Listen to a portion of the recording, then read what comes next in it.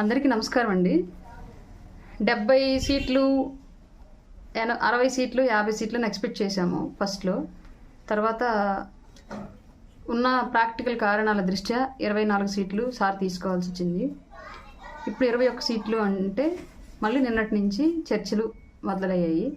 నాకు ఒకటి తెలియగలుగుతా, 70కి 24కి మధ్య వ్యత్యాసం ఎక్కువ ఉంది కాబట్టి మనం దాని గురించి ఎక్కువసేపు చర్చించాము అన్నా, బాధపడ్డాము అన్నా, తర్జన వర్జనలు అయ్యాము అన్న అర్థం ఉంది. 24కి 21కి పెద్ద తేడా ఏముందని చెప్పేసి మన గురించి మళ్ళీ ఇంకొకసారి ఆలోచనలు. తగ్గడం అయిపోయింది, ఇంకా నెగ్గడం గురించి ఆలోచిద్దాం.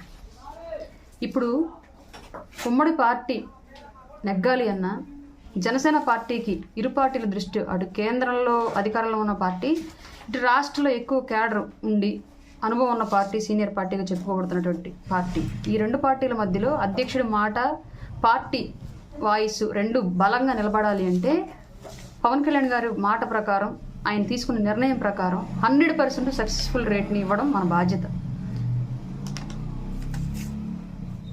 అభ్యర్థుల గెలుపు అనేది జగన్మోహన్ రెడ్డి యొక్క అసమర్థ పరిపాలన ఆల్రెడీ డిసైడ్ చేసేసింది మన అభ్యర్థుల గెలుపు.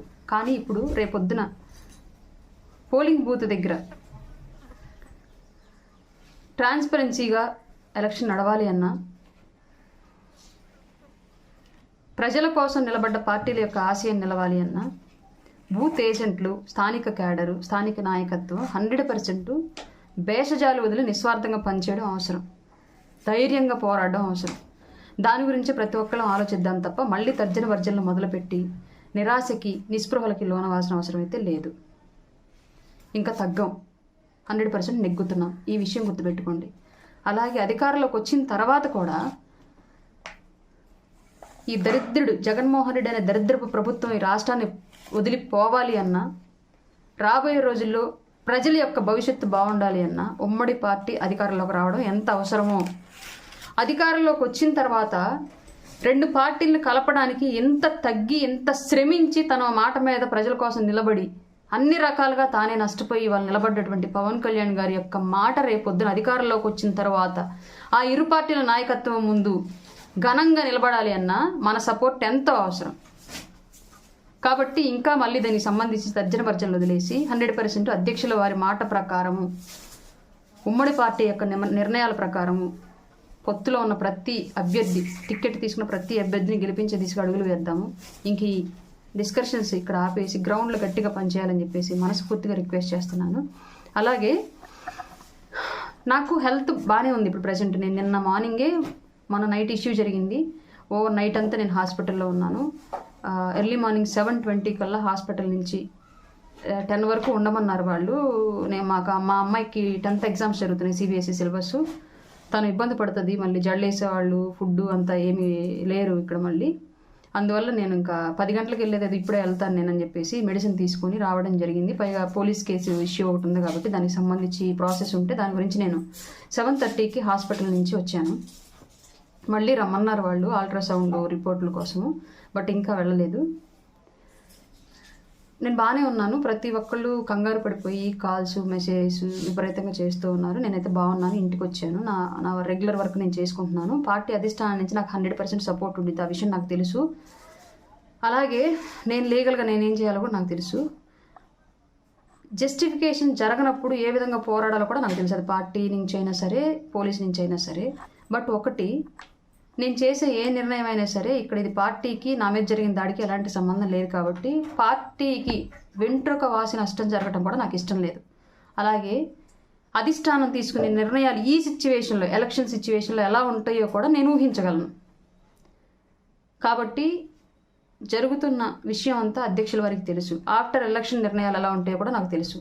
నాకు ముందే హామీ ఇచ్చారు కాబట్టి ఈ జరుగుతున్న విషయాలు ఇవాళ ఒక్కరోజు జరిగింది కాదు. వాళ్ళు నన్ను మానసికంగా కొంగదీసి ఆగిపోయేలా చేయాలని ట్రై చేశారు, ఆర్థిక నేరాలు వేయాలని ట్రై చేశారు, వ్యక్తిత్వ హననం చేయాలని ట్రై చేశారు. ఇవన్నీ వర్కౌట్ అవ్వని పక్షంలో చివరిలో ఇంకా భౌతిక దాడికి తెగబడ్డారు. ఇవన్నీ ఒక ప్రాసెస్ చాలా రోజులు జరుగుతుంది. ఆఫ్టర్ ఎలక్షన్ దీని మీద డెసిషన్ అనేది అధిష్టానం నుంచి ఉండిద్దని నాకు ముందే తెలుసు. కానీ అనుకోకుండా నిన్న వాళ్ళు చేసిన ఆ విషయం వల్ల అది బయటపడిపోయింది, నా ప్రమేయం లేకుండా జరిగిపోయింది. కాబట్టి దీని మీద ఎలా వెళ్ళాలి, ఏం చేయాలి అనేది నాకు ఒక క్లారిటీ ఉంది. అలాగే నాకు 100% పార్టీ సైడ్ నుంచి సపోర్ట్ ఉంటుంది. జిల్లా నుంచి కూడా పెద్ద ఎత్తున నాకు సపోర్ట్ ఉంది. కాబట్టి ఎవరు దీని గురించి కంగారు పడాల్సిన అవసరం లేదు. ఈ విషయం ఇప్పుడు ఎందుకు చెప్తున్నానంటే ఎస్పెషల్లీ నన్ను పరామర్శించే ముసుగులో నా నుంచి ఏదో పార్టీకి సంబంధించి నెగిటివ్గా మాట్లాడనించాలి అనో, లేదంటే నాకేదో పార్టీ గురించో నాయకత్వం గురించో అధ్యక్షుల వారి గురించో విషం ఎక్కించాలనో చాలామంది ప్రయత్నాలు చేస్తున్నారు. కాల్స్ ద్వారా అధికార పార్టీ నుంచి, విశ్లేషకుల నుంచి, మీడియా ఛానల్స్ నుంచి వివిధ రకాలుగా చేస్తున్నారు. నాకు ఇట్లాంటి ముసుగు సపోర్టర్స్ అవసరం లేదు. నాకు బీసీ సంఘాల నుంచి, ఎస్సీ సంఘాల నుంచి పెద్ద ఎత్తున సపోర్ట్ ఉంది. నిజంగానే కనుక దీన్ని నేను ఒక కౌంటర్ అటాక్ కిందే కనుక తీసుకెళ్ళాలి అనుకుంటే నేను తారాస్థాయికి తీసుకెళ్ళగలను. కానీ వాళ్ళు నా పార్టీలో వాళ్ళే. నేను దీన్ని అంత స్థాయిలోకి తీసుకెళ్ళి పార్టీ అధిష్టాన నిర్ణయం నా ఫైనల్. బట్ వ్యక్తిగతంగా నాకు జరిగిన దానికి నేను ఆల్రెడీ లీగల్గా యాక్షన్ తీసుకున్నాను. ఇవి 2 నిర్ణయాలు. మీరు నాకు ఫోన్లు చేసి నన్నేదో చెడగొడదామని, నా మైండ్లో ఏదో విషయం నింపాలని ప్రయత్నం చేస్తుంటే ఆపండి. ఎందుకంటే పెద్ద పెద్ద స్థాయిలో వాళ్ళు చేస్తున్నారు. నాకు అవసరం లేదు. నేను నిర్ణయించుకోగలను. పవన్ కళ్యాణ్ గారి వెంట సాగుతున్న నా ప్రయాణంలో నా అడుగు ఎటువైపు వేయాలనేది నాకు ఒక క్లారిటీ ఉంది. నేను వయసుకు చిన్నదాన్నే కానీ 16 ఏళ్ళ వివాహ జీవితం నాకు ప్రపంచాన్ని చాలా నేర్పించింది. నేను కొంత సెన్సిబుల్గా ఆలోచించుకోగలను. నా గురించి నేను ఫైట్ చేసుకోగలను. నా వాళ్ళు నాకు సపోర్ట్గా ఉన్నారు. నా జనసేన పార్టీ మెంబర్సు, నా కుటుంబ సభ్యులు, నా బంధువులు, నా కుల బంధువులు, నా అత్తింటి కుల బంధువులు, పుట్టింటి కుల బంధువులు అందరూ నాకు సపోర్ట్గా ఉన్నారు. వైఎస్ఆర్సీపీ పార్టీ నుంచి కానివ్వండి, ముసుగులో ఉన్న వాళ్ళ గురించి కానివ్వండి, మీ సపోర్ట్ నాకు అక్కర్లేదు. పెద్ద స్థాయి వ్యక్తుల యొక్క పిఏలు మెసేజ్లు పెట్టి సార్ మీతో మాట్లాడతారంట, మేడం మీతో మాట్లాడతారంట అని చెప్పేసి అంటున్నారు. నాకు ఆ సార్లు, ఆ మేడంలు మాటలు నాకు అక్కర్లేదు. ఆ పరామర్శలు కూడా నాకు అక్కర్లేదు. ఎందుకంటే మీ అందరూ చూస్తున్నట్లుగా, మీ అందరూ చేస్తున్నట్లుగా రాజకీయం నేను చేయను. నాకు అవసరం లేదు. పవన్ కళ్యాణ్ గారు వెంటే నా అడుగులుంటే ఆయన ఏ నిర్ణయం తీసుకుని నాకు అభ్యంతరం ఉండదు.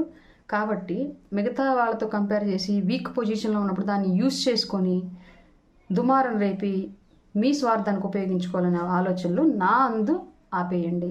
మీ ప్రయత్నాలు ఫలించు. ఇంతకు మించి ఇంకేం చెప్పలేను. ఇదే చెప్పాలనుకుంటున్నాను. ఇంతకు మించి ఘాటుగా చెప్తే బాగోదు. కాబట్టి నా ఫైట్ నేను చేసుకుంటాను. నాకు నా పార్టీ కోసం పనిచేస్తున్నటువంటి సపోర్టర్సు, నా జిల్లా నుంచి చాలా స్థాయిలో నాకు సపోర్ట్ ఉంది.